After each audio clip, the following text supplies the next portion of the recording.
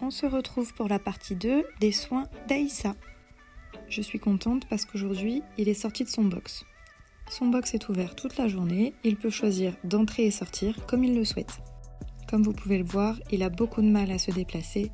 Nous verrons dans une autre partie l'alimentation et les compléments.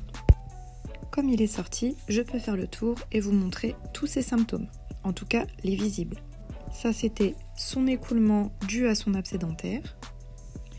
Là, vous voyez les plaies liées aux zones d'appui. Alors, on voit qu'il se couche beaucoup plus du côté gauche.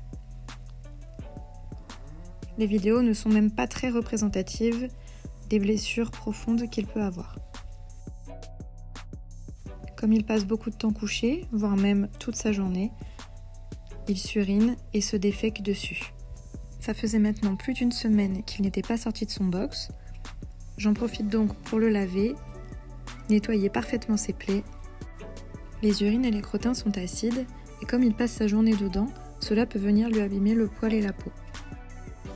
Quotidiennement, je lui passe de l'eau et une éponge pour le nettoyer au maximum, mais rien ne vaut un bon shampoing.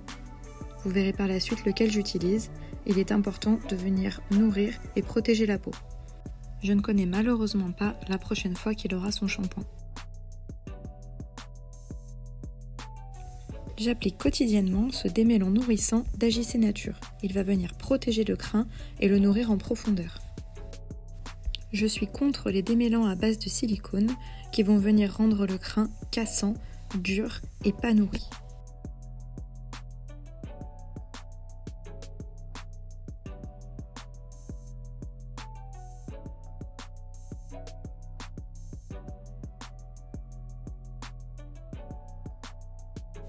J'ai la gamme complète de shampoings spécifiques de chez NAF.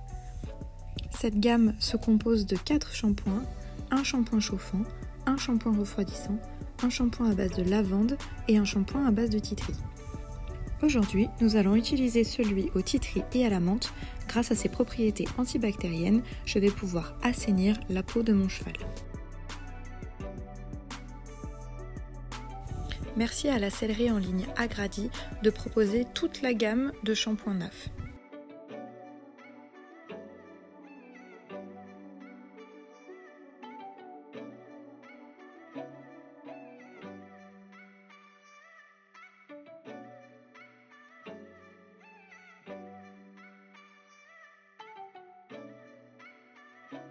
Pour ces plaies qui sont en contact quotidien avec les urines et les crottins, j'utilise de la bétadine rouge. C'est une bétadine savon, antiseptique et germicide. L'avantage de cette bétadine est qu'elle mousse, comme vous pouvez le voir sur la vidéo. Attention à ne pas l'appliquer trop souvent, car elle a un fort pouvoir séchant qui peut devenir abrasif à la longue. À cause de ses points d'appui, Aïssa a développé une bursite olécranienne, aussi appelée hygroma du coude. Au fur et à mesure, l'œdème s'est transformé en plaie. Le trou que vous voyez est dû à une nécrose de la peau suite à l'appui répété.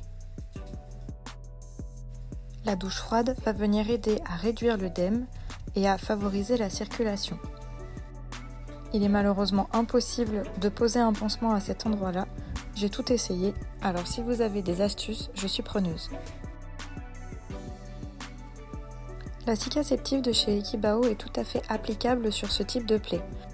J'essaye de changer quotidiennement de crème afin de diversifier les bienfaits. Attention, pensez à bien vérifier si une crème est applicable sur le type de plaie que vous souhaitez traiter. Évidemment, je fais attention de ne pas en appliquer dans le trou. Vous avez vu au préalable que j'ai inséré une petite seringue de bétadine pour nettoyer l'intérieur de la plaie.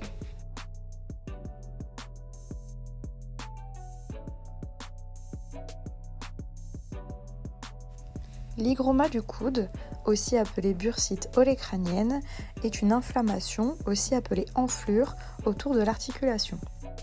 Je viens donc appliquer le gel très efficace de l'Herbalo tout autour de l'inflammation afin d'essayer de la réduire au maximum.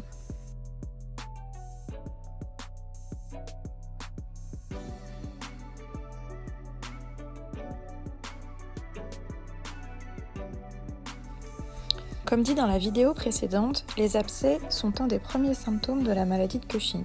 Ils peuvent survenir de partout et à n'importe quel moment. Aïssa en a 2 dans la bouche, un en haut à gauche interdentaire et un en bas à droite dans la gencive. En moyenne une dizaine de fois par jour, je viens lui nettoyer les écoulements nasals qui viennent de l'abcès avec une lingette neutre.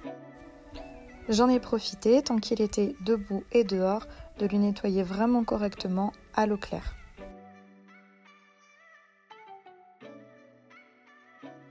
Comme on le voit, il est plutôt très sage. Ça se voit que c'était un cheval d'endurance. Le baume réparateur de la marque Top Essentiel est un allié incontournable. Vous n'êtes pas sans savoir que le miel a des vertus et des bienfaits à ne plus prouver. L'aspect granuleux du miel vient éviter le bourgeonnement et les huiles essentielles présentes dans ce baume ont des vertus cicatrisantes et antiseptiques. De temps en temps, je viens ajouter à ce baume quelques grammes d'Avemix qui est un anti-infectieux et évite ainsi la prolifération des germes. Les plaies étant assez impressionnantes, il est absolument impératif de les tenir propres.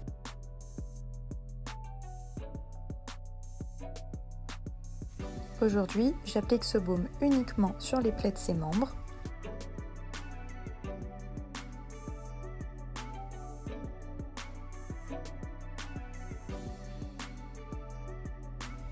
Avec ce baume, vous allez vous en mettre partout sur les doigts. Il ne faut pas y craindre. L'aspect du miel est plutôt collante. Le baume va venir se chauffer entre vos doigts et rendre l'application difficile.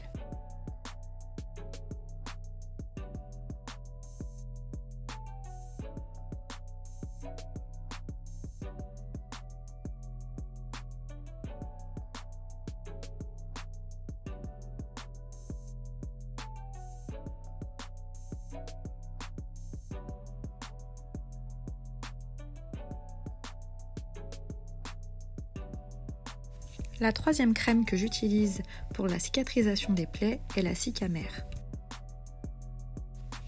C'est une crème à base d'argile qui a une action adoucissante.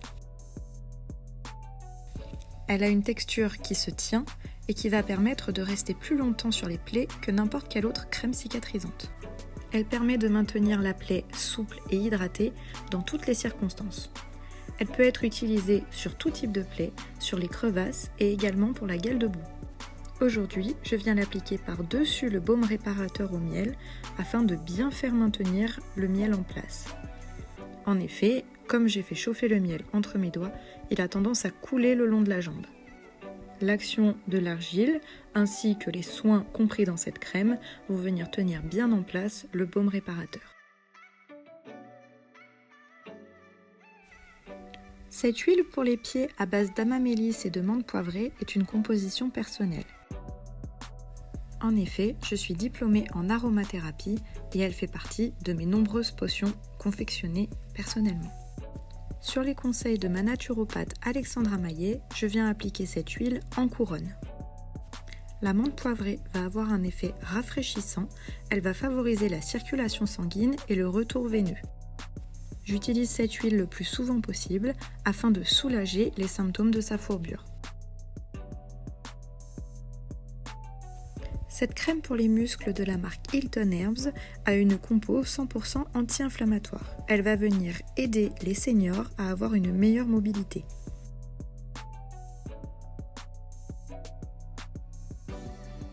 La position campée d'Aïssa vient lui créer des contractions musculaires à l'arrière de la cuisse.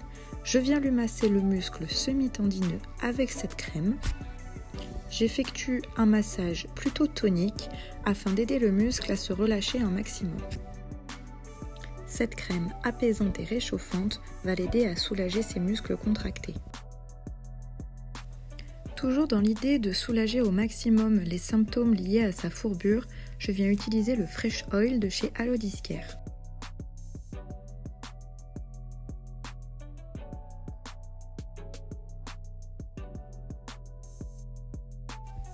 Cette huile permet d'améliorer la circulation sanguine, elle a une action drainante, apaisante et rafraîchissante.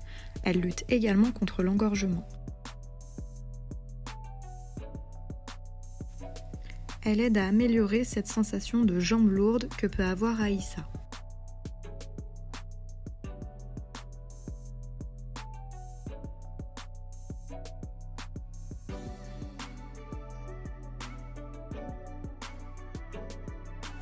Sur les conseils de mon excellente dentiste, je viens appliquer un bain de bouche sur les abcès d'Aïssa. J'ai au préalable bien vidé sa bouche en insérant mon bras contre les parois de ses gencives. J'ai créé moi-même ce bain de bouche 100% naturel à base d'huile essentielle de clou de girofle. Le clou de girofle a des propriétés anti-inflammatoires et permet d'apaiser les douleurs sur les gencives et les dents. Le clou de girofle est un anti-infectieux qu'on appelle à large spectre. Il est antibactérien, antiviral, antifongique et antiparasitaire. J'ai préféré le fabriquer moi-même plutôt que l'acheter en pharmacie.